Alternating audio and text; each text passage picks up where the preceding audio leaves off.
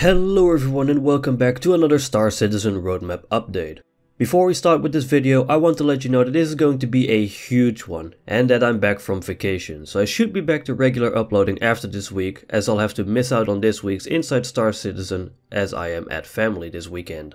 I've also started working on a video all about server meshing. In this I'll be discussing what it is, what its first implementation could look like and later implementations, so stay tuned for that.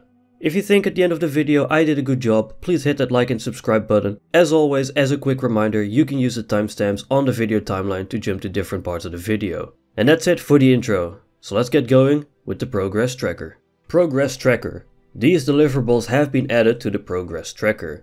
Live Mission Content Team. There are a few new names on the team roster, and this is indicative of some internal team changes that have occurred recently. Historically, content produced by Star Citizen location teams, Modular, LZ1 and MTL Modular, has been comprised of environmental art and level design disciplines.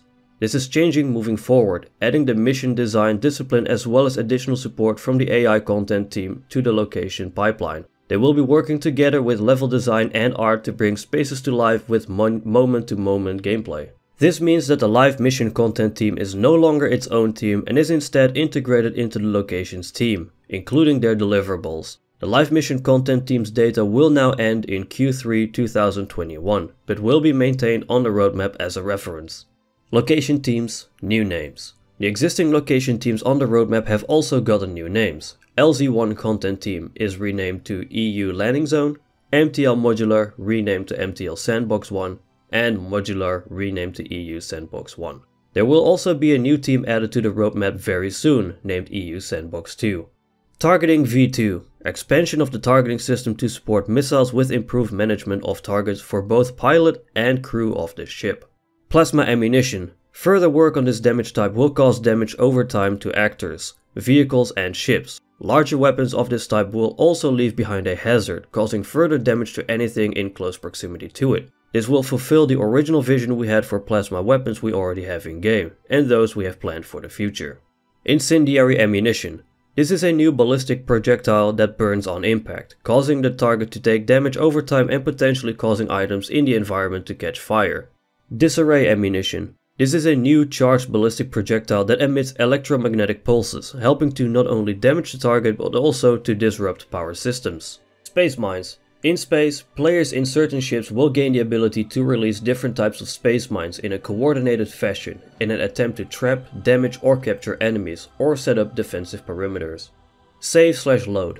This feature will handle the creation of the save system across Squadron 42, including player data, checkpoints and UI. Part of this system will also store and load dynamic entities, NPC positions and data associated with object containers. Aerodynamic control surfaces. Ships with control surfaces will be able to use them in atmospheres to aid their maneuverability. This will also allow for improved performance from ships that have weak maneuvering thrusters in atmosphere and bring new depth to aerodynamic flight in the game. Crusader Genesis Starliner. Building, implementing and balancing Crusader's passenger transport, the Genesis Starliner as a flight-ready vehicle. However, this is only a 2-week task with only the vehicle concept art team on it. So I think it will go through an entire reconcept phase, which is a good thing because it looks hideous in the old concepts and looks nothing like Crusader. RSI Orion. Building, implementing and balancing RSI's mining platform, the Orion, as a flight-ready vehicle. RSI Lynx. Building, implementing and balancing RSI's planetary rover, the Lynx, as a game-ready vehicle. Now I've looked a little into this rover and it seems that not much is known about it, if anything. Only some rough 3D models. It also doesn't have a page on the ship pledge store. And of course, it wouldn't be a roadmap update without some stuff being taken off the roadmap and also returning to the roadmap. These deliverables have been temporarily removed from the progress tracker, as the location teams calibrate their planning after the aforementioned changes. Cutting Tier 2, Charge/Drain Tier 0, Ground Vehicles V2, Akiro Cluster, Ground Scramble Race, Reputation Gates for missions, Counterfeiting/Data Download missions. These deliverables were previously taken off the progress tracker and are now returning. Dynamic Population, Letters Tier 1, Actor Status Tier 2. And now onto the release view, which adds a ton of stuff including for 3.16 and 3.17. Release view. These deliverables have been added to the release view. 3.15 New Babbage Hospital. Implementing of a working hospital located in New Babbage, where players can be healed and revived, as well as purchase medical supplies and life insurance. Orison Hospital. Implementing of a working hospital located in Orison, where players can be healed and revived, as well as purchase medical supplies and life insurance. Rest stops, space station clinics, well, basically the same as New Babbage and Orison. Grim Hex Clinic, well, also the same one. Loot Generation Tier 0. Implementing the systems that generate containers throughout the persistent universe, crates, lockers, boxes that contain dynamically populated and randomized loot. Asset Manager Mobi-Glass app. In support of localized inventories, the Asset Manager keeps track of all player-owned items, where they're stored and where they need to go to pick them up, transfer and equip them. Physical/local inventory support. Adjusting shops and VMA to support the required API changes for players' local/physical inventory. Some of the transaction code will also be refactored, and several additional debugging options are being added so that we can identify problems and resolve bugs faster. The VMA will be updated so a player can only adjust their ship's loadout if they are in a location where they are currently storing their ship-related items. Infiltrate and defend missions. Underground facilities are the first place to benefit from the addition of spawn closets, which allow us to expand the suite of missions taking place there. Missions range from all-out assaults to situations where you may be able to complete objectives without the need to engage in combat at all, and include both lawful and unlawful variants. Updates. Broken Moon Map. Updating Arena Commander's Broken Moon Map by increasing overall size, adding new playable areas and more cover options, and new space assets. Shops and Patrons. Vastly expand the interactive usables needed for an assortment of shops and patrons. We will be populating dozens of shops with the vendor behavior previously seen in the bartender. This includes the coffee stand, pizza bar, kiosks and more. Doctor, nurse AI behaviors.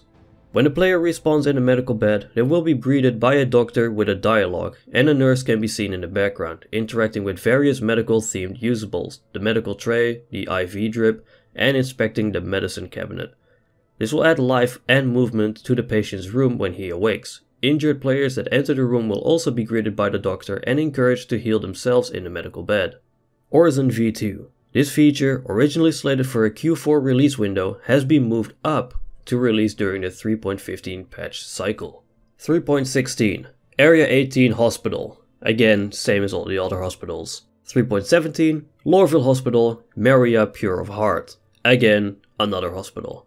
The following cards have been removed from the release view. 3.15 Ship Interior OC Streaming. This feature is being rescheduled due to other core tech tasks taking a higher priority. For this reason, we are removing this card from release view until plans for the feature has been finalized. Which doesn't come as a surprise to me, as a while ago they already stated it was gone from the progress tracker. Anyway, that's it for this bi-weekly roadmap update. Are you looking forward to any of the new things that have been added, or do you have any tips on what I could do better in the future? Let me know in the comments below. If you enjoyed this video, don't forget to like, subscribe and all that good stuff, and if you want to support me additionally, I have a Patreon link below. So thank you for watching, and I'll see you in the next one. Take care.